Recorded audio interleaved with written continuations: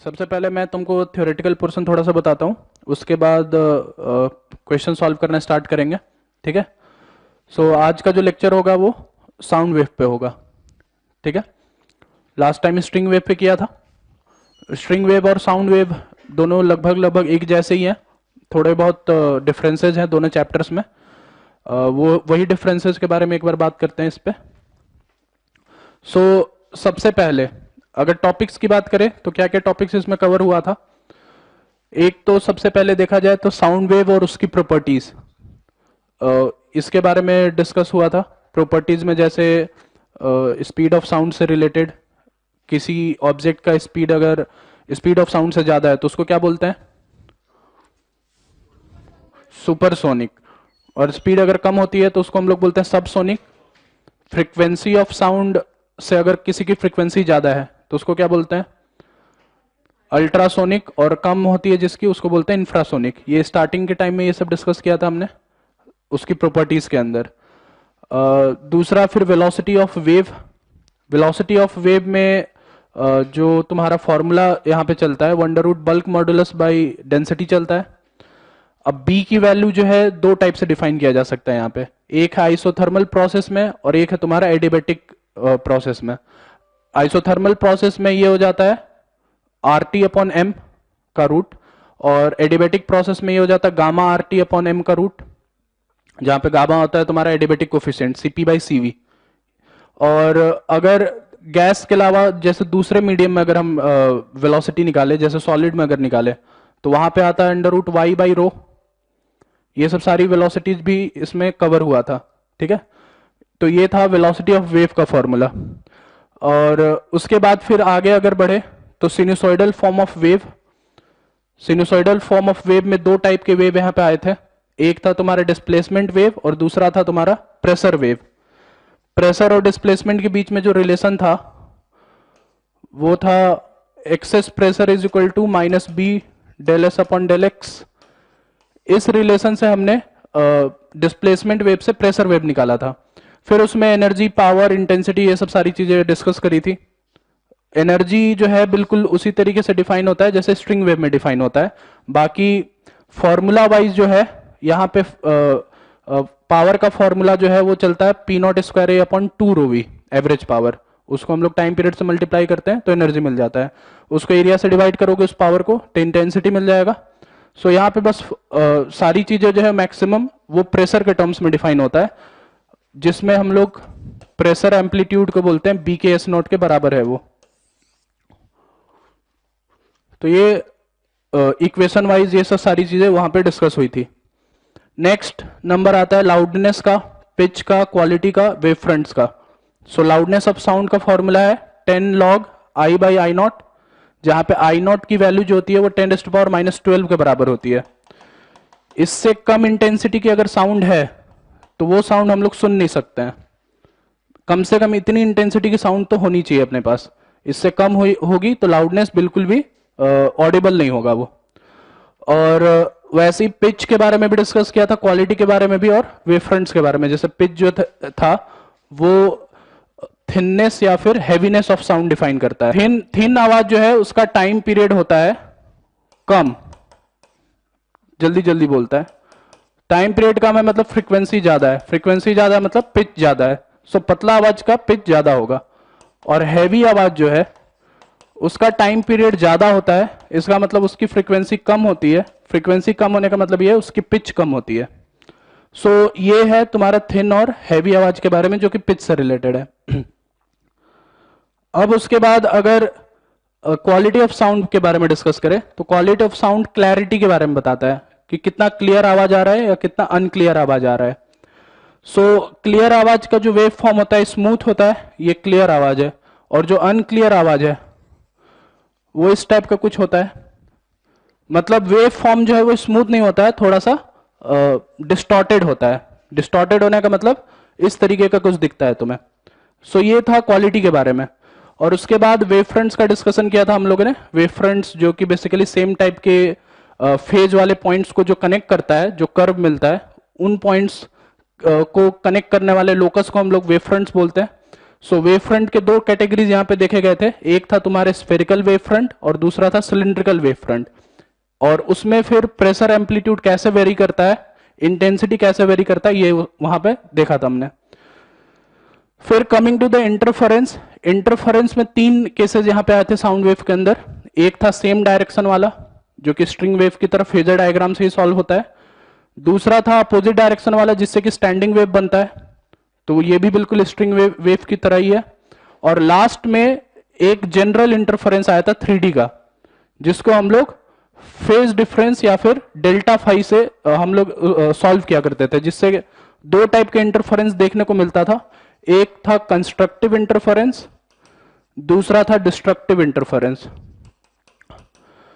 सो जो भी यहां पे डेल्टा फाई आता था वो डेल्टा फाई अगर 2n पाई के बराबर है तो इससे कंस्ट्रक्टिव इंटरफेरेंस मिलता था, और डेल्टा फाई अगर 2n माइनस 1 पाई के बराबर है तो इससे अपने को डिस्ट्रक्टिव इंटरफेरेंस देखने को मिलता था। डेल्टा फाई की जो वैल्यू होती थी ये होती थी k delta x plus phi naught 2 minus phi naught 1। So phi naught 2 और फाई नॉट 1 अगर सेम है दो वेव्स के लिए, इसका मतलब वो दोनों सेम फेज में है, इसको बोला जाता है कि ये सेम फेज में ऑसिलेट हो रहे हैं। और डेल्टा एक्स जो है वो तुम्हारा पाथ डिफरेंस बेसिकली एक्सप्लेन करता है, ये पाथ डिफरेंस है और ये सेम फेज में ऑसिलेट हो रहा है या नहीं हो रहा है इस बात को दिखाता है। सो इन दो चीजों के ऊपर ये डेल्टा फाई डिपेंड करता है, और अगर ये फैक्टर इसके बराबर होता है तो कंस्ट्रक्टिव और ये फैक्टर इसके बराबर होता है तो destructive.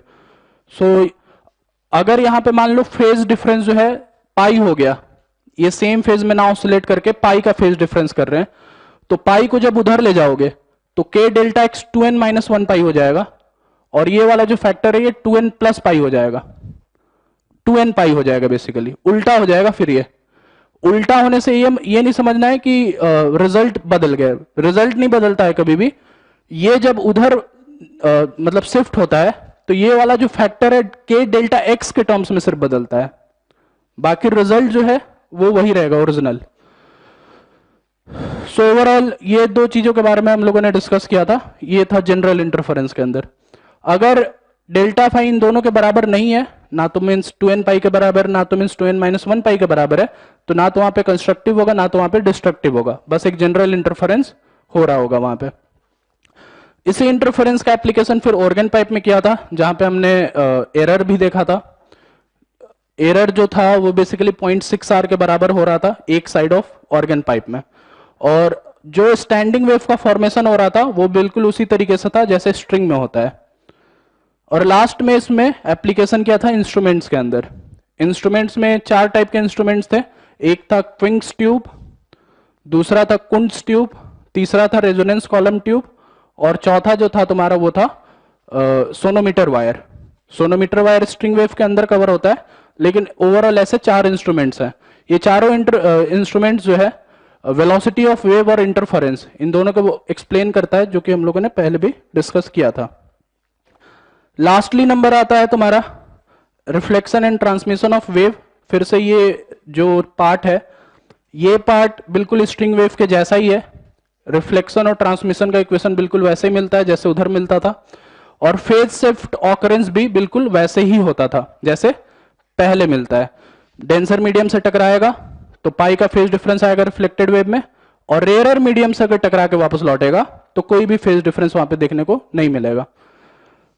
Ultimately coming to the last point जो कि है बीट्स और डॉपलर इफेक्ट। सो बीट्स अपने को तब देखने को मिलता है जब दो अलग अलग फ्रीक्वेंसी के वेव्स एक दूसरे से इंटरफेयर करता है, और बीट फ्रीक्वेंसी जो होती है वो f1 माइनस f2 के बराबर होती है।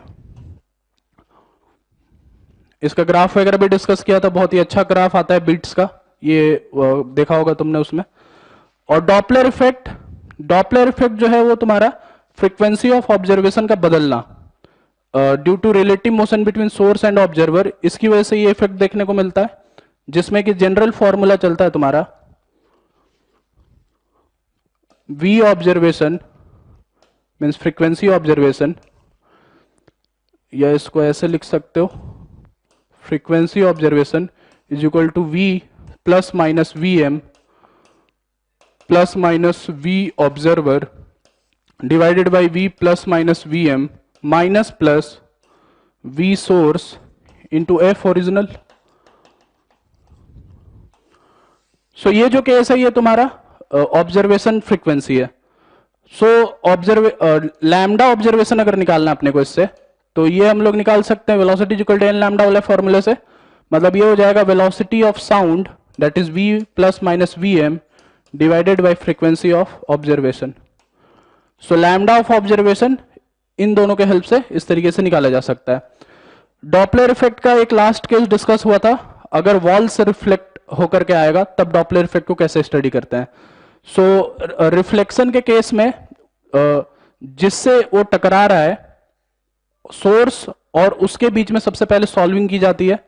मीन्स जैसे फॉर एग्जांपल के तौर पे मान लो यहां पे सोर्स है,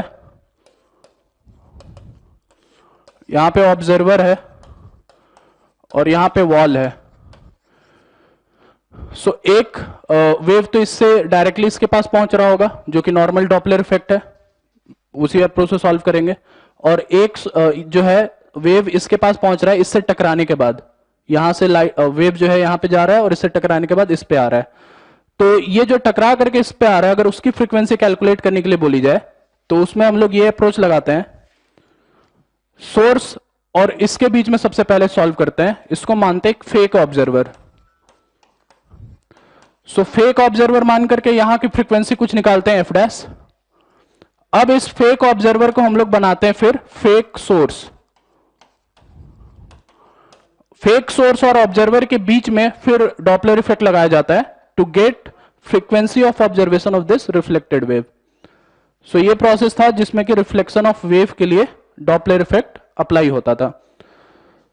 सो ओवरऑल ये सारी चीजें थी जो इसमें डिस्कस हुआ था। ठीक है, इसमें किसी में भी किसी पोर्शन में अगर डाउट है तो बताओ, नहीं तो क्वेश्चन सॉल्व करना स्टार्ट करते हैं। बताया गया है कि light pointer fixed at one prong of a tuning fork touches a vertical plate. Fork is set vibrating and the plate is allowed to fall freely. तो क्वेश्चन में ये बोला गया है कि प्लेट में वाइब्रेशन सेट किया गया इस ट्यूनिंग फोर्क के हेल्प से और प्लेट को फिर रिलीज कर दिया गया, ठीक है, नीचे फ्री फॉल में। So 8 complete oscillations are counted when the plate falls through 10 centimeter.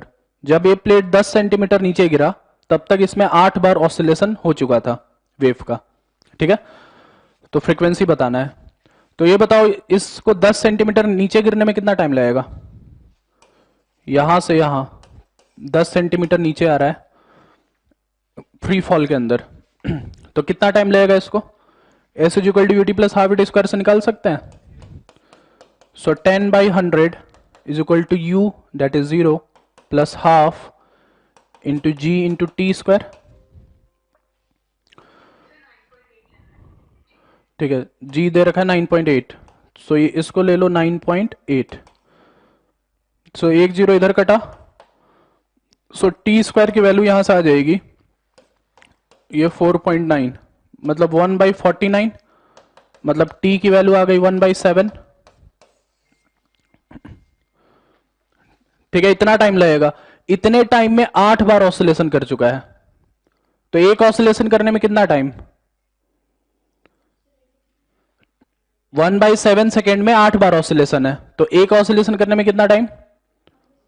1 by 7 divided by 8 मतलब 1 by 56।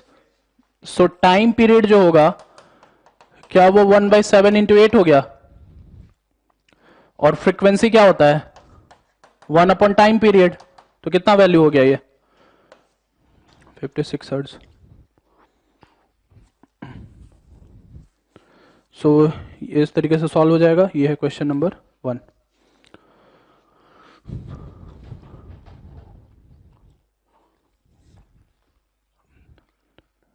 ठीक है, अब जब सॉल्यूशन अब लिखोगे तो पूरा 100% पूरा छापने की जरूरत नहीं है, एक दो बस पॉइंट्स लिख लो कि क्या कॉन्सेप्ट यूज हो रहा था, उसके बाद बाकी घर पे कर लेना। नेक्स्ट क्वेश्चन नंबर 2 हुआ।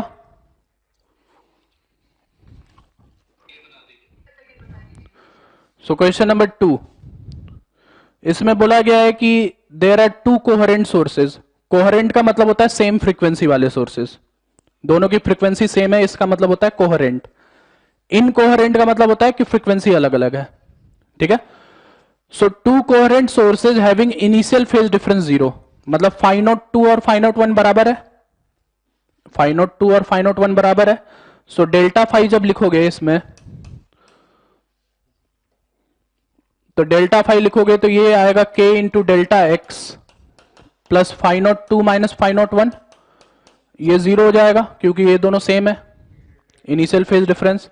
सो ये हो जाएगा k इंटू डेल्टा एक्स। सो k into delta x phase difference होगा। सो अपने को पूछा क्या गया है, number of maxima located on the elliptical boundary. So maxima मतलब कंस्ट्रक्टिव इंटरफेरेंस, तो कंस्ट्रक्टिव इंटरफेरेंस के लिए डेल्टा फाई की वैल्यू 2n पाई रख सकते हैं। कंस्ट्रक्टिव के लिए तो ये जैसा चल रहा था वैसा चलता ही रहेगा, बाकी ये फैक्टर जो है ये फैक्टर भूलना नहीं है, यही अभी अभी बता भी रहा था। So 2n pi is equal to ये हो जाएगा, सो ये हो जाएगा 2n pi is equal to 2 pi by lambda into delta x. So 2 pi से 2 पाई कटा, सो डेल्टा एक्स की वैल्यू हो जाएगी n लैम्डा के बराबर। तो जहां जहां पे पाथ डिफरेंस n लैम्डा के फॉर्म में होगा वहां वहां पे मैक्सिमा देखने को मिलेगा अपने को। सो n लैम्डा में वैल्यूज डालते जाओ, सबसे पहले n को रखो तुम 0, तो डेल्टा x की वैल्यू हो जाएगी 0, जहां पे भी डेल्टा x 0 मिलेगा वहां पे मैक्सिमा मिलेगा। फिर डेल्टा n की वैल्यू रखो 1, मतलब ये वैल्यू मिलेगा लैम्डा, जहां पे भी डेल्टा x लैम्डा के बराबर होगा वो वाला पॉइंट भी मैक्सिमा वाला पॉइंट होगा। वैसे ही 2 लैम्डा 3 लैम्डा 4 लैम्डा ऐसे चलता रहेगा, जहां पे भी पाथ डिफरेंस इन सब वैल्यूज के बराबर होगा वहां पे तुमको ये कंस्ट्रक्टिव इंटरफेरेंस या मैक्सिमा देखने को मिलेगा। अब पॉइंट्स आइडेंटिफाई करना है, स्टार्ट करते हैं। सबसे पहले इस लाइन पर देखो, डिटेक्टर यहां पे चल रहा है इस इलिप्स पे, मैं इस लाइन पे देख रहा हूं, तो एक पॉइंट डिटेक्टर यहां पे आएगा, एक पॉइंट डिटेक्टर यहां पे आएगा।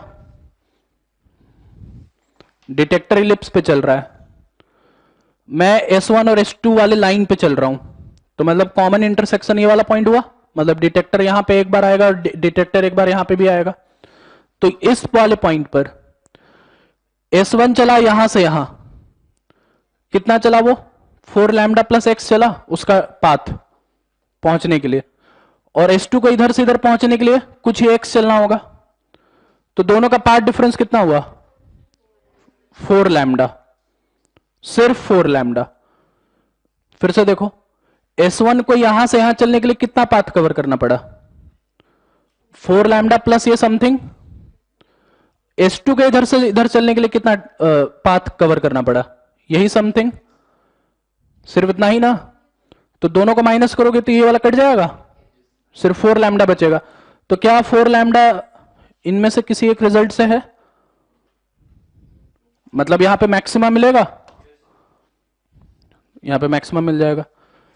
इस पॉइंट पे आ जाओ, S1 को यहां से यहां चलने में इतना डिस्टेंस लगा, S2 से यहां से यहां चलने में दिस प्लस ये 4 लैम्डा, तो क्या पार्ट डिफरेंस यहां पे भी 4 लैम्डा हो गया, मतलब ये भी मैक्सिमा वाला पॉइंट है, ये भी मैक्सिमा वाला पॉइंट है, 2 पॉइंट से मिल गए। अब इस लाइन पे चलो, एक पॉइंट यहां पे एक पॉइंट यहां पे, S1 को यहां से यहां चलना पड़ रहा है, S2 को यहां से यहां, क्या ये दोनों डिस्टेंस बराबर ही है, मतलब डेल्टा एक्स कितना हो गया 0, तो ये भी मैक्सिमा और ये भी मैक्सिमा, ये दोनों भी मैक्सिमा। अब 4 पॉइंट्स मिल गए हैं, अब कौन सा रीजन बाकी है, एक रीजन ये, एक रीजन, एक रीजन, एक रीजन, ये 4 रीजन्स बाकी हैं। सो इसमें कोई भी एक पॉइंट ले लो यहां पे, सो यहां पे अगर कोई भी पॉइंट लोगे तो S1 को यहां से यहां चलना होगा और S2 को यहां से यहां चलना होगा, X1 और ये X2। अब ट्राइंगल की प्रॉपर्टी एक होती है कि difference of 2 side is always less than third side, मतलब x1 minus x2 is always less than 4 lambda, ये ट्राइंगल की प्रॉपर्टी होती है। यही तो है पार्ट डिफरेंस, ये x1 माइनस x2 ही तो पार्ट डिफरेंस है। पार्ट डिफरेंस अगर 4 लैम्डा से कम है तो क्या ये 3 लैम्डा हो सकता है, क्या ये 2 लैम्डा भी हो सकता है, क्या ये लैम्डा भी हो सकता है, क्या ये 0 भी हो सकता है, 0 हो सकता है ना। अगर x1 minus x two is less than 4 lambda है तो 3 लैम्डा की वैल्यू पॉसिबल है। x1 माइनस एक्स टू 10 से कम है तो 9 हो सकता है ना, वो 9, 7, 6, 8 ऐसे हो सकता है ना, तो ये सारे वैल्यूज हो सकते हैं। तो 3 लैम्डा के लिए क्या एक यहां पे मैक्सिमा देखने को मिलेगा, जिस पॉइंट पे भी 3 लैम्डा आएगा पार्ट डिफरेंस, 2 लैम्डा पे भी, लैम्डा पे भी, और जीरो वाला जो है ये वाला और ये वाला ले चुके हैं अपन, जीरो वाला ये दोनों पॉइंट था, वो दोनों पॉइंट तो ले चुके हैं अपन, तो ये ऑलरेडी काउंट कर चुके हैं। मतलब इस रीजन में 3 और मैक्सिमा देखने को मिलेगा, वही सेम 3 मैक्सिमा यहां पे भी, 3 यहां पे भी और 3 यहां पे भी। टोटल कितना हो गया 12 और ये 4 16। ये तुम्हारा आंसर हो जाएगा।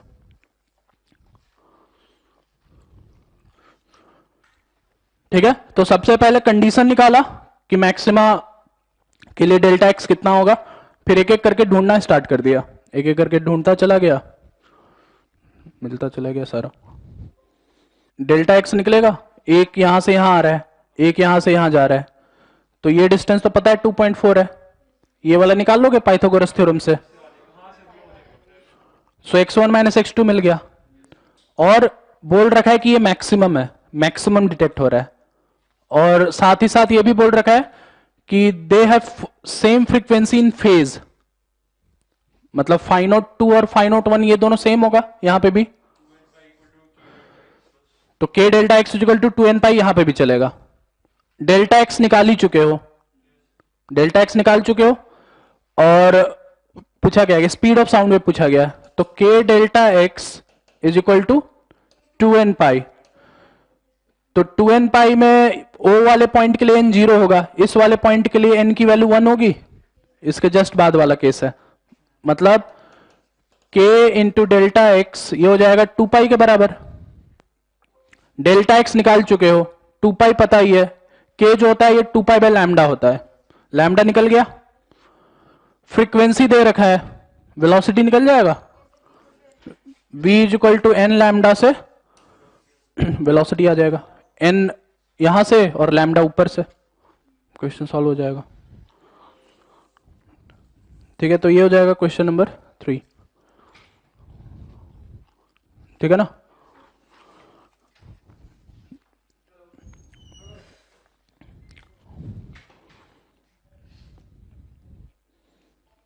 Next question number 4, question number 4, question number 4। So in a hall, a person receives direct sound waves from a source 120 metre away. तो यहां पे एक आदमी खड़ा है और यहां पे एक सोर्स खड़ा, सोर्स मतलब पड़ा हुआ है, इन दोनों के बीच में जो डिस्टेंस है ये 120 मीटर का है। सो सोर्स से ऑब्जर्वर के पास साउंड जो है एक डायरेक्ट आ रहा है। He also receives wave from the same source which reach him after being reflected from the 25 meter high ceiling at a point halfway between them. इन दोनों के बीच में एक सीलिंग है जो 25 मीटर के हाइट पे है, मतलब यहां पे सीलिंग है, ये हाइट जो है ये 25 मीटर का है। सो एक साउंड जो है यहां से यहां जा रहा है और इससे टकराने के बाद इसके पास पहुंच रहा है, तो दूसरा साउंड ये वाला है, यहां से यहां गया और यहां से यहां आया। ठीक है, तो बोला जा रहा है कि the two waves interfere constructively for wavelength. So कितने वेवलेंथ पर इन दोनों का कंस्ट्रक्टिव इंटरफेरेंस होगा, तो ये बताओ, ये वेव और ये वेव दो वेव्स हैं, इन दोनों का इंटरफेरेंस यहां पे हो रहा है, इन दोनों का इंटरफेरेंस हो रहा है।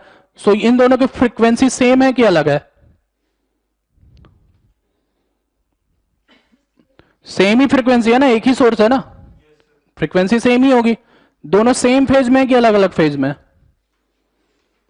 सेम ही फेज में है, सेम ही वेव है, सेम ही वेव है ना, टकरा के बस इसके पास पहुंच रहा है, लेकिन वेव तो सेम ही है। इसका मतलब कंस्ट्रक्टिव इंटरफेरेंस के लिए सेम वही रिलेशन चलेगा, K delta X equal to 2n pi. अब डेल्टा एक्स की वैल्यू इस डायग्राम से निकाल सकते हैं। एक वेव यहां से यहां चल रहा है, मतलब एक चल रहा है 120 मीटर और दूसरा वाला यहां से यहां गया और यहां से यहां आया, तो दूसरा वाला जो है ये 60 हो गया, ये 25 हो गया, ये लेंथ निकल जाएगा। मान लो कुछ L1, यही सेम लेंथ ये वाला भी होगा, यही सेम लेंथ ये वाला भी होगा, मतलब टोटल लेंथ हो गया इसका 2L1 is equal to 2n pi. तो क्या लैम्डा की वैल्यू n वेरी करते जाओगे तो अलग अलग मिलता जाएगा। अच्छा L1 65 आता है, तो 65 आता है तो उसको 65 रख दो, मतलब ये हो जाएगा 130 माइनस 120 हो जाएगा ये। So 2 pi by lambda minus into 10 is equal to 2n pi. n की वैल्यू वेरी करते जाओ, लैम्डा की अलग अलग वैल्यू आते जाएगी, ऑप्शन टिक हो जाएगा, तुम्हारा क्वेश्चन सॉल्व हो जाएगा।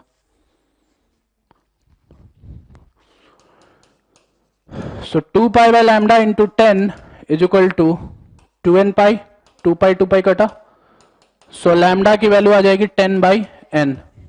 सो कौन सा ऑप्शन आएगा, ए ऑप्शन तुम्हारा आ जाएगा, क्वेश्चन सॉल्व हो जाएगा।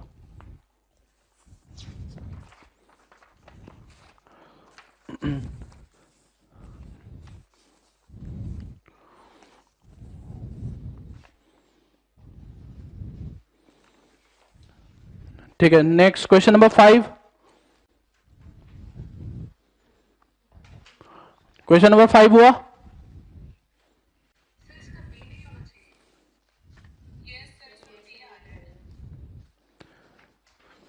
इनकरेक्ट ऑप्शन ढूंढना है ना।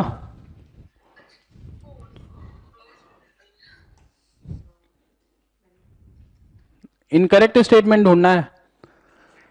सो डिस्प्लेसमेंट जो है, डिस्प्लेसमेंट वेव का इक्वेशन ये दे रखा है, wave is reflected by denser obstacle. Denser obstacle मतलब पाई का फेज डिफरेंस लेके वापस लौटेगा। Intensity of the reflected wave is 0.64 times of the incident wave. Intensity जो है वो एम्पलीट्यूड स्क्वायर के प्रोपोर्शनल होता है। Intensity is proportional to amplitude square. तो क्या मैं ये बोल सकता हूं कि रिफ्लेक्टेड वेव जो होगा वो 0.8 इंसिडेंट वेव के बराबर हो जाएगा। इंटेंसिटी 0.64 टाइम्स है, तो एम्पलीट्यूड इसका रूट होगा, मतलब 0.8 टाइम्स। सो ये रिफ्लेक्टेड वेव का एम्पलीट्यूड होगा, और इसका इक्वेशन क्या बनेगा, y is equal to A R sine cos of A X minus B T plus pi, यही बनेगा ना। पाई का फेज डिफरेंस एक्स्ट्रा जुड़ा और ये उल्टे डायरेक्शन में लौट रहा है। ये अगर सीधे डायरेक्शन में चल रहा है एक्स प्लस बी टी, तो उल्टे डायरेक्शन में x minus B t. So reflected wave का इक्वेशन ये बनेगा। अब देख लो कौन कौन सा ऑप्शन इनकरेक्ट है। Wavelength and frequency of the wave are 2 pi by a and b by 2 pi. तो वेवलेंथ जो है वो ये k है, k x, 2 pi by lambda is equal to a, मतलब ये सही है। फ्रीक्वेंसी जो होता है ओमेगा अपॉन 2 पाई होता है, ओमेगा का वैल्यू b है, मतलब ये भी सही है। So option A is correct, मतलब ये इनकरेक्ट नहीं है। Amplitude of reflected wave is 0.8 ए, ये भी करेक्ट है। Resultant wave formed after reflection, तो रिजल्टेंट वेव जो बनेगा वो इंसिडेंट और रिफ्लेक्टेड के एडिशन से बनेगा। इंसिडेंट ये वाला है, रिफ्लेक्टेड ये वाला, देखो क्या यही दोनों ऐड किया हुआ है यहां पे, मतलब ये भी करेक्ट है। तो इनकरेक्ट कौन सा होगा। और ये इक्वेशन वैसे भी देख सकते हो तब आएगा ना जब दोनों का एम्पलीट्यूड बराबर होगा, 0.9 ए के बराबर होगा, और वैसे भी नहीं है, ये दोनों एम्पलीट्यूड तो अलग अलग है ना। यहीं पे तुम्हारा इक्वेशन खत्म हो जाएगा, इसके आगे सॉल्व ही नहीं हो पाएगा, ये ब्रेक नहीं हो पाएगा। स्टैंडिंग वेव का जो जनरल इक्वेशन जो आता है दैट इज 2a साइन के एक्स कॉस ओमेगा टी, ये सबसे जनरल इक्वेशन है। ये तब आता है जब अपोजिट डायरेक्शन के वेव्स का एम्पलीट्यूड सेम हो और a के बराबर हो। तो यहां पे तो एम्पलीट्यूड सेम नहीं है ना, अपोजिट अपोजिट है, एक का a है और एक का 0.8 a है, तो ये स्टैंडिंग वेव तो कभी देखने को मिलेगा ही नहीं। ठीक है, इस वजह से डी वाला इनकरेक्ट होगा। Next question number 6। 2 monoatomic ideal gases हैं जिनका मॉलिक्यूलर मास इज m1 और m2 है। Then the ratio of speed of sound, velocity होता है under root gamma R T by M, where m is your molar mass. तो gamma की value same हो गई दोनों के लिए, gamma is equal to 1+2/f होता है, दोनों मोनोटॉमिक है तो डिग्री ऑफ फ्रीडम दोनों के लिए 3 होगा। सो गामा की वैल्यू सेम है, सेम टेम्परेचर पे सेम आर पे, velocity is directly proportional to 1/m, तो वेलोसिटी का रेशियो क्या हो जाएगा, उल्टा हो जाएगा, m2/m1।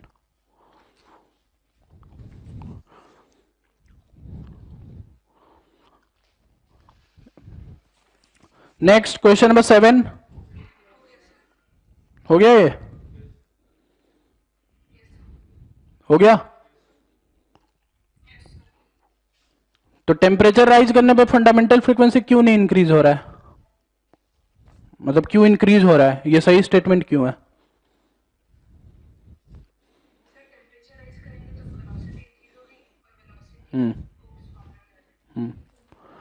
तो ये रीजन है, टेम्परेचर बढ़ेगा तो वेलोसिटी बढ़ जाएगा, वेलोसिटी बढ़ जाएगा तो फ्रीक्वेंसी बढ़ जाएगा। ठीक है, बी वाला तुम्हारा इनकरेक्ट है, प्रेशर से कोई लेना देना नहीं है, प्रेशर से फंडामेंटल फ्रीक्वेंसी का कोई लेना देना नहीं है। Frequency is an source property, pressure का मैक्सिमम वैल्यू या मिनिमम वैल्यू जो है वो उसके एम्पलीट्यूड पे डिपेंड करता है, amplitude has nothing to do with time period और फ्रीक्वेंसी। ठीक है, नेक्स्ट क्वेश्चन नंबर 8 हो गया ये, फॉर्मूले पर है डायरेक्ट। थर्ड हार्मोनिक मतलब कौन सा फ्रीक्वेंसी, ओपन पाइप का थर्ड हार्मोनिक है वो, नहीं, open pipe is suddenly closed with the result that frequency of third harmonic of closed pipe is found to be. हाँ, तो क्लोज पाइप का थर्ड हार्मोनिक का मतलब क्या हुआ, कौन सा फ्रीक्वेंसी, सेकेंड,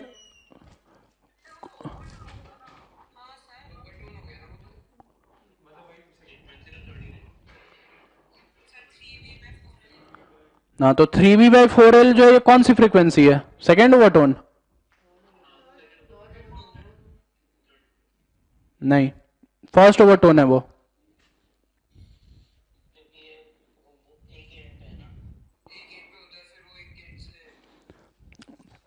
जो क्लोज पाइप होता है उसमें, क्लोज पाइप में फॉर्मूला जो है वो 2n-1 v/4l चलता है।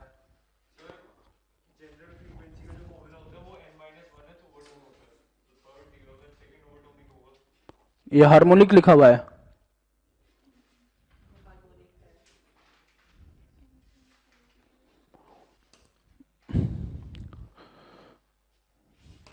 (2n-1/4l इंटू वी, ये होता है ना general frequency.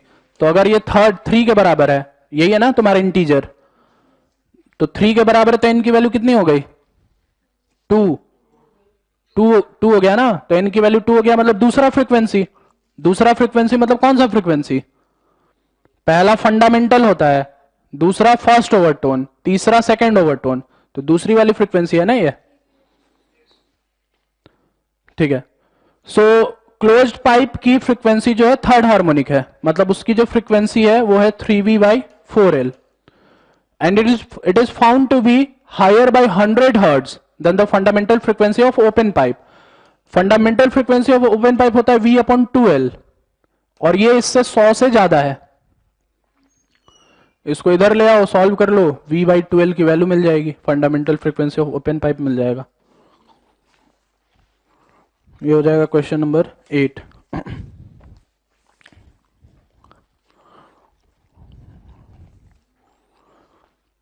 Next question number 9,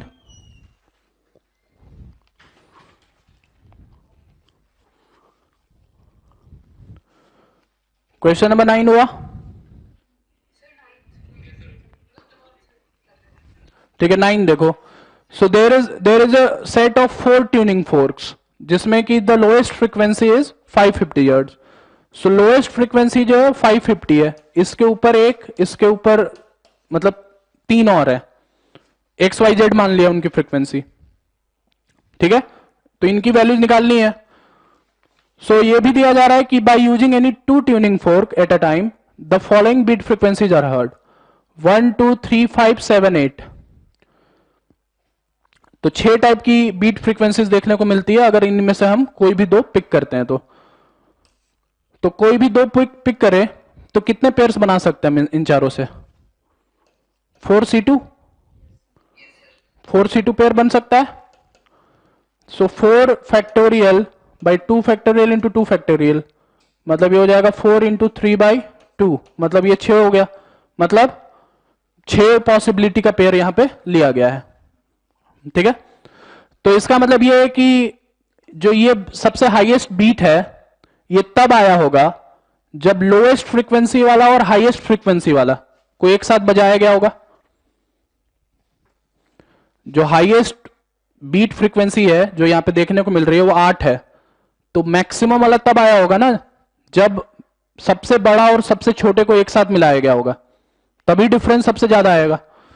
इसका मतलब जेड की वैल्यू यहां से निकाली जा सकती है, Z minus 550 is equal to 8, Z is equal to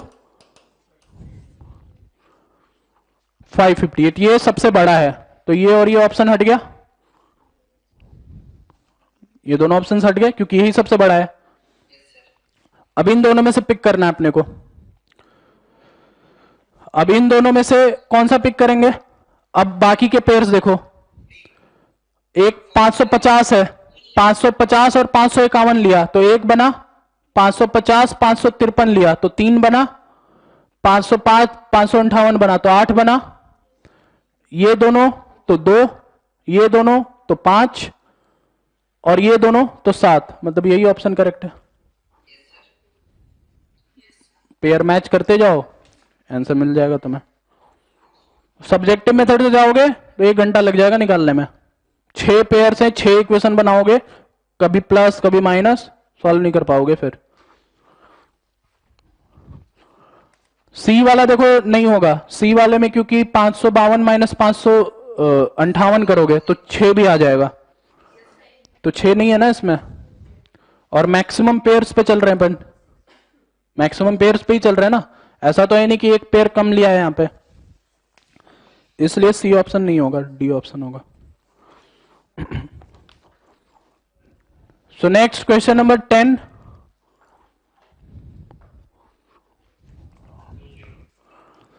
यहां से फ्रीक्वेंसी 1 आ जाएगा, यहां से फ्रीक्वेंसी 2 आ जाएगा, दोनों को माइनस कर दो, बीट की फ्रीक्वेंसी आ जाएगी ओमेगा अपन 2 पाई, मतलब ये 51 ओमेगा अपन 2 पाई, ये 50, 51 माइनस 51 आ गया बीट फ्रीक्वेंसी। नाउ इंटेंसिटी की भी बात हो रही है, तो इंटेंसिटी जो होता है दो जब इंटरफेरेंस होती है तो जनरल इंटेंसिटी का फॉर्मूला चलता है I1 plus I2 plus 2 root I1 I2 cos delta phi. तो मैक्सिमा के लिए कॉस डेल्टा फाई की वैल्यू 1 हो जाएगी, मतलब ये हो जाएगा root I1 plus root I2 का स्क्वायर मैक्सिमम के लिए, और मिनिमम के लिए -1, मतलब root I1 minus root I2 का स्क्वायर। अब इंटेंसिटी जो है एम्पलीट्यूड स्क्वायर के प्रोपोर्शनल होता है, एम्पलीट्यूड स्क्वायर, तो क्या मैं इसको A1 प्लस A2 स्क्वायर लिख सकता हूं? इंटेंसिटी इज एम्पलीट्यूड स्क्वायर के प्रोपोर्शनल, तो I की value A1 plus A2 square के टर्म्स में आ जाएगा। ये मैक्सिमम होगा, और मिनिमम क्या होगा? A1 माइनस A2 का स्क्वायर। तो 12 प्लस 4 16, 16 का स्क्वायर, 12 माइनस 4 8, 8 का स्क्वायर, कितना रेशियो आया? 4:1, ऑप्शन डी हो जाएगा। ये क्वेश्चन नंबर 10। चलो 11 to 20 अटेम्प्ट करो, 11 to 18, 11 to 18 अटेम्प्ट करो। हो गए? तो आगे अटेम्प्ट करो, जिनके हो गए 18 तक वो 19 से लेकर के 29 तक अटेम्प्ट करो।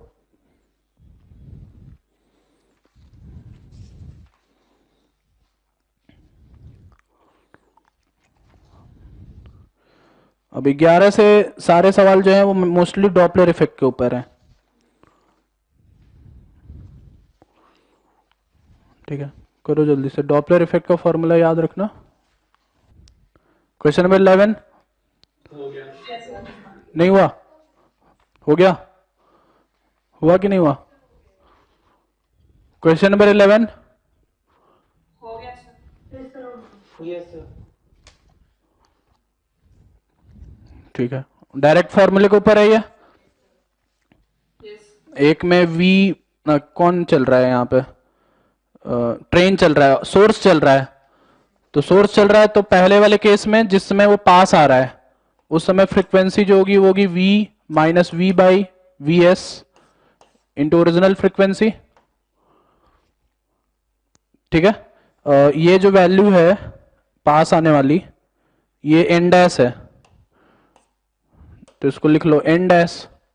और दूसरे केस में दूर जा रही है, तो दूर जा रही है तो ये हो जाएगा v by V plus V S into original frequency.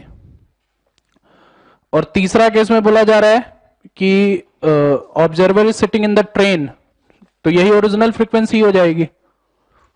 जिसमें रिलेटिव मोशन नहीं होता है ऑब्जर्वर और सोर्स में, उसमें ओरिजिनल फ्रीक्वेंसी सुनाई देती है। मतलब एफ नॉट की वैल्यू एन के बराबर है। तो इनमें रिलेशन ढूंढना है ना अपने को। तो काम करो, इसको इधर ले जाओ और इसको नीचे ले आओ और इसको उधर भेज दो। इस टर्म को इधर ले आओ और इस टर्म को इधर ले जाओ। तो इक्वेशन बनेगा v minus V S by V is equal to N by N dash, और दूसरा वाला बनेगा v plus V S by V is equal to N by N double dash. अब दोनों को जोड़ दो, दोनों को जोड़ोगे तो वी एस वाला टर्म खत्म, वी एस वाला टर्म का काम खत्म।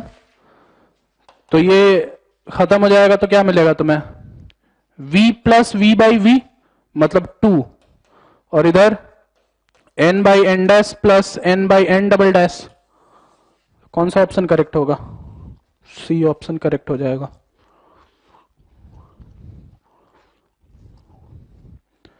ठीक है, क्वेश्चन नंबर 12। अब ये भी इसी के जैसा ही है, ये भी ठीक है, इसी के जैसा ही है, इसको हटा रहा हूं मैं। Question number 12, police car moving at 22 meter per second chases a motorcyclist. The policeman sounds his horn at 176 hertz. While both of them have moved towards a stationary siren of frequency 165 hertz. तो यहाँ पे दो frequency है, एक police वाला जो horn बजा रहा है वो, और दूसरा जो सायरन की वजह से आ रहा है वो। Calculate the speed of the motorcycle if it is given that he does not observe any beats. तो एनी बीट्स का मतलब ये हुआ कि जो सायरन से फ्रीक्वेंसी उसके पास पहुंच रही है और जो पुलिस की फ्रीक्वेंसी उसके पास पहुंच रही है, क्या वो दोनों सेम होगा? बीट्स नहीं बन रहे हैं, मतलब F1 minus F2 is 0, F1 is equal to F2। तो मोटरसाइकिल का जो फ्रीक्वेंसी आया और सायरन का जो फ्रीक्वेंसी आया, पुलिस का और सायरन का, ये दोनों फ्रीक्वेंसी बराबर होनी चाहिए। इन दोनों फ्रीक्वेंसी को बराबर कर दो। ये मान लो पुलिस है और यहां पे मान लो ये मोटरसाइकिलिस्ट है, और यहां पे मान लो स्टेशनरी सायरन है। ये सायरन, ये पुलिस और ये मोटरसाइकिल। ये बोल रहा है कि ये 22 मीटर पर सेकंड से चल रहा है, इसकी स्पीड अपने को निकालनी है, ये तो स्टेशनरी है। सो इन दोनों के बीच में डॉपलर इफेक्ट लगाओ। तो फ्रीक्वेंसी ऑफ ऑब्जर्वेशन ये कितना मिलेगा? ये जो ऑब्जर्वर है ये सोर्स से दूर भाग रहा है, तो v माइनस वी ऑब्जर्वर दूर भागने पे, हाँ v दे रखा है वो बाद में डाल देंगे। सो v minus velocity of observer, क्योंकि दूर भाग रहा है वो इसलिए निगेटिव, बाई सोर्स। सोर्स जो है ऑब्जर्वर के पास भाग रहा है, तो ऑब्जर्वर के पास भाग रहा है मतलब v प्लस 22 हो जाएगा वो। ठीक है, ऑब्जर्वर दूर भागेगा ये निगेटिव, ऑब्जर्वर पास आता तो पॉजिटिव, सोर्स पास आता तो निगेटिव, सोर्स दूर जाता तब पॉजिटिव, दोनों में अपोजिट चलता है ये। Into original frequency that is 176, और ये जो फ्रीक्वेंसी है यही 165 के बराबर है। एक मिनट, ये ये फ्रीक्वेंसी जो है सायरन जो इसके पास पहुंच रही है उस फ्रीक्वेंसी के बराबर है। अब सायरन वाली फ्रीक्वेंसी निकालते हैं। सायरन वाली जो फ्रीक्वेंसी होगी उस पर डॉपलर इफेक्ट लगाओ, तो उस पर डॉपलर इफेक्ट लगेगा तो V ऑब्जर्वर सोर्स के पास जा रहा है, मतलब V plus V observer by V into 165। ये ऑब्जर्वेशन फ्रीक्वेंसी है पुलिस वाले साउंड की, और ये ऑब्जर्वेशन फ्रीक्वेंसी है सायरन वाले की। दोनों में डॉपलर इफेक्ट लगेगा। इन दोनों का भी इक्वेट करो, इन दोनों को इक्वेट करो और V की वैल्यू 330 रख दो, V ऑब्जर्वर मिल जाएगा तुम्हें, सॉल्व करके आ जाएगा।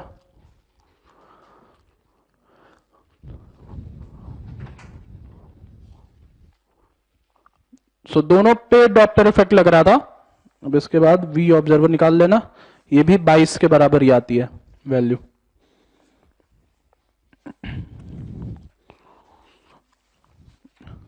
Next question number 13।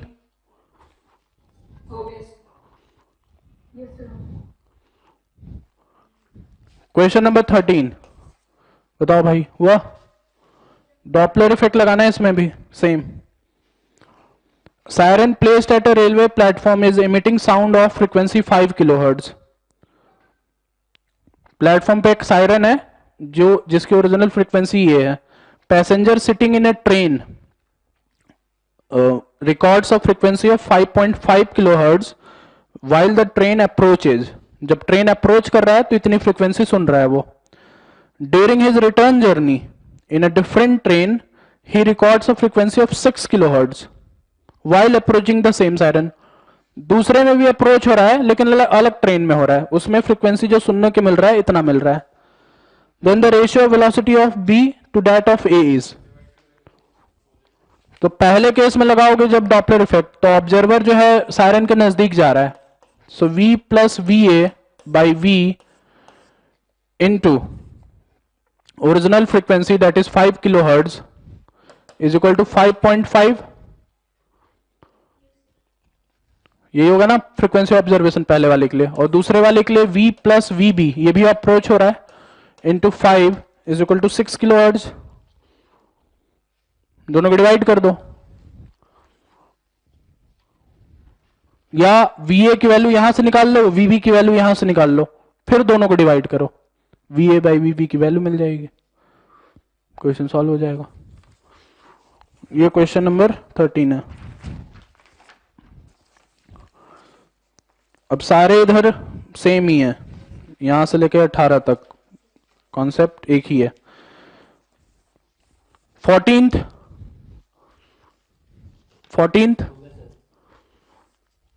नहीं हुआ तो ट्राई करना, सेम अप्रोच है, ठीक है, कुछ भी अलग नहीं करना है इसमें।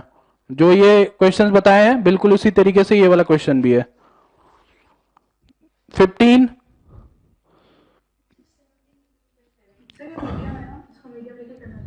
हाँ, वेलोसिटी ऑफ मीडियम जुड़ जाएगा उसमें 15 वाले में, तो V plus U W by V into lambda naught हो जाएगा, ठीक है, जो 615 वाला है।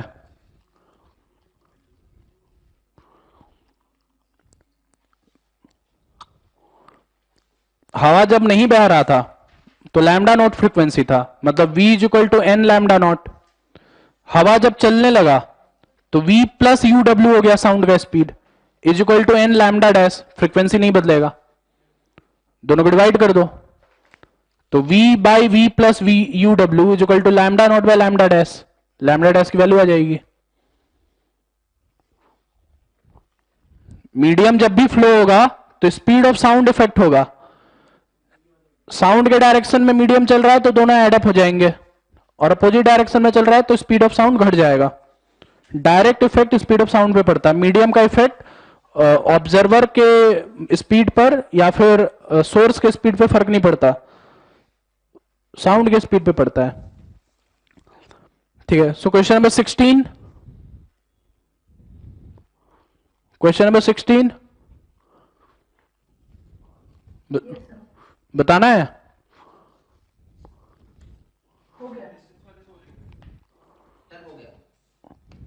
So two sound sources, each emitting sound of wavelength lambda, are fixed some distance apart. A listener moves with a velocity u along the line joining the two sources. The number of beats heard by him per second is. Distance नहीं होगा, Doppler effect से होगा ये भी। नहीं, एक source यहां पे है और एक सोर्स यहां पे है। आदमी जो बीच में चल रहा है इधर, तो ये जो आदमी है इसके लिए अवे फ्रॉम द सोर्स जा रहा है और इसके लिए टुवर्ड्स द सोर्स जा रहा है। तो इस वाले में डॉपलर इफेक्ट लगाओगे तो इसके लिए फ्रीक्वेंसी 1 जो आएगी वो आएगी v minus v observer by v into original frequency, और उस वाले के लिए लगाओगे f2 तो वो मिलेगा v plus v observer by v into f naught. अब जो बीट फ्रीक्वेंसी आएगी वो इन दोनों को माइनस करने पाएगी, f1 माइनस f2। सारी वैल्यूज दे रखी है, एफ नॉट एफ ऑब्जर्वर सारी वैल्यूज दे रखी है, तो f1 माइनस f2 की वैल्यू आ जाएगी। ये होगा बीट फ्रीक्वेंसी।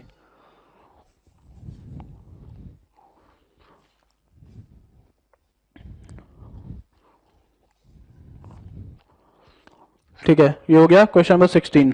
क्वेश्चन नंबर 17 हो गया। 17।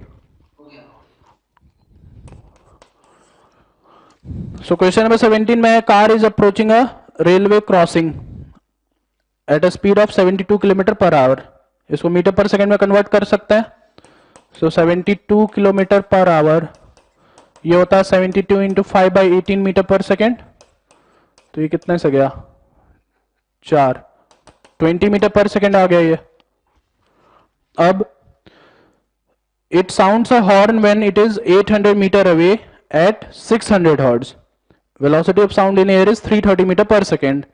Then the apparent frequency as received by the man at rest near the railway track perpendicular to the road at a 600 meter away from the crossing is. So यहां पे source है, ये source है, ये चल रहा है 20 मीटर पर सेकेंड से और एक आदमी है यहां पे। ये कितने डिस्टेंस पे होगा? तो पाइथागोरस थ्योरम लगाओगे तो 1000 मीटर हो जाएगा। तो ये थीटा निकल जाएगा, थीटा निकाल लेना परपेंडिकुलर अपन हाइपोटेन्यूज करके या कोई भी टैन थीटा है जो भी है। हाँ, तो थीटा निकालने के बाद अब जो सोर्स का इधर वाला कंपोनेंट आएगा, ये सोर्स इसको अप्रोच कर रहा होगा, ऑब्जर्वर को अप्रोच कर रहा है, मतलब यहां पे डॉपलर इफेक्ट जब लगाओगे तो फ्रीक्वेंसी ऑफ ऑब्जर्वेशन हो जाएगा v by v plus v source into original frequency. अब v सोर्स का इधर वाला कंपोनेंट ले रहे हैं अपन, तो v सोर्स का जब इधर वाला कंपोनेंट ले रहे हैं तो ये vs cos थीटा हो जाएगा। परपेंडिकुलर वाले कंपोनेंट से फर्क नहीं पड़ता, जो इस लाइन पर जो वेलोसिटी आती है बस उसी से फर्क पड़ता है। बस वैल्यूज पुट कर दो, ऑब्जर्वेशन फ्रीक्वेंसी मिल जाएगा, क्वेश्चन सॉल्व हो जाएगा।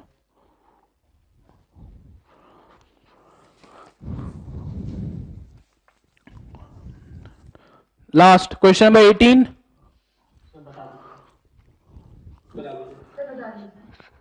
ठीक है, तो ये काफी अच्छा क्वेश्चन है, डॉपलर इफेक्ट के ऊपर ही है लेकिन काफी अच्छा क्वेश्चन है ये।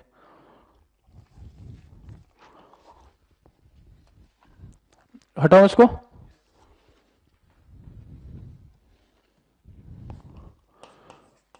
Question number 18। क्वेश्चन नंबर 18 में बोला गया कि source is at -r,0 and frequency f. Observer is at 2r,0 and velocity of observer और source जो है ये दे रखा है, उसको प्लॉट करते हैं।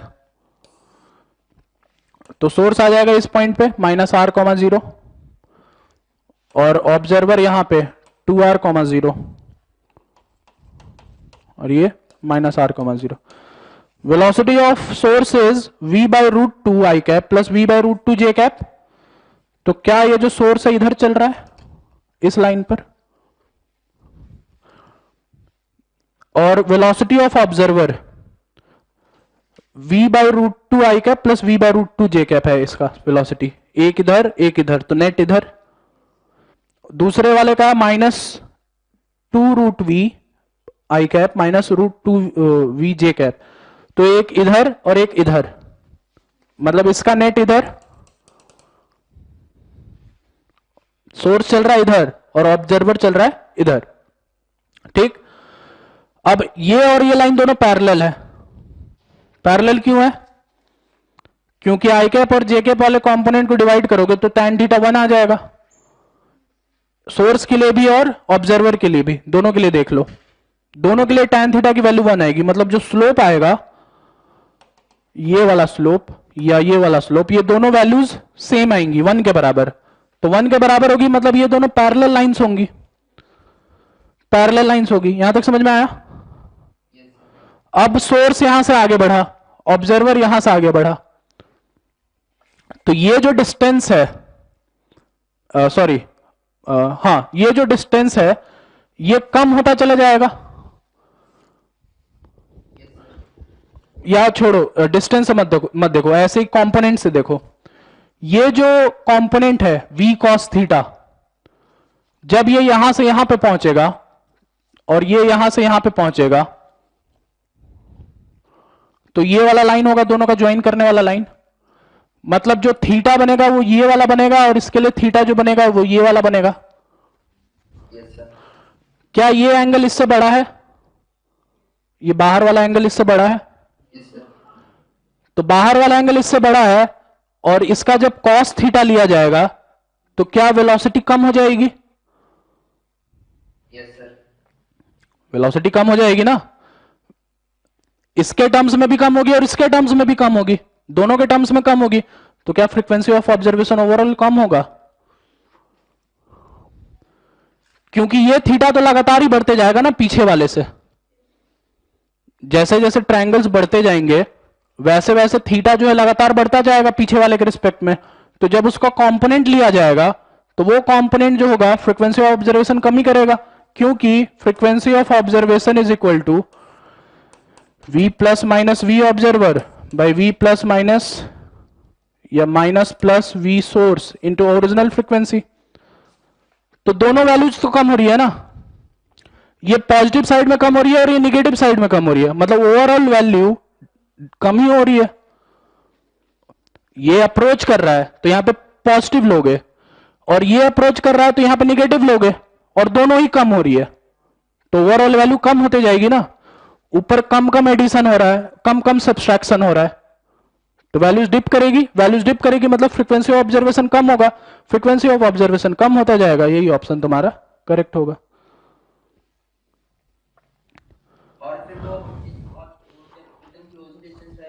और जिस पॉइंट पर तुम्हारा परपेंडिकुलर हो जाएगा इस लाइन के वेलोसिटी, जिस पॉइंट पर परपेंडिकुलर होगा लाइन पर वेलोसिटी, उस पॉइंट पर तुम्हारा रिलेटिव मोशन वो हो जाएगा, जीरो हो जाएगा। रिलेटिव मोशन जीरो हो जाएगा, इसका मतलब ऑब्जर्वेशन फ्रीक्वेंसी ओरिजिनल फ्रीक्वेंसी के बराबर हो जाएगा। तो बीच में एक ऐसा पॉइंट आएगा, बाकी ऑब्जर्वेशन फ्रीक्वेंसी हमेशा घट ही रही है, इसलिए ऑप्शन डी हो जाएगा करेक्ट। ठीक है, तो अब आगे के इंटीजर के सवाल बचे हुए हैं। कोई भी क्वेश्चन बहुत ज्यादा हेक्टिक नहीं है इसमें, मैं बता देता हूं कौन कौन से क्वेश्चन थोड़े ठीक से हैं वो कर लेना। जैसे क्वेश्चन नंबर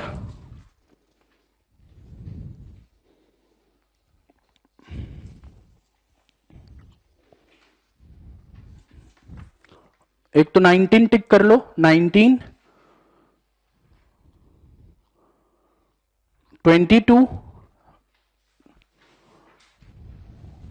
25, 26 और 29। ये क्वेश्चन एटलीस्ट सारे कर लेना, बाकी क्वेश्चन जो है वो आसान है। 25 कितना बड़ा है? वो दिखने में बस बहुत बड़ा है, बाकी है कुछ नहीं।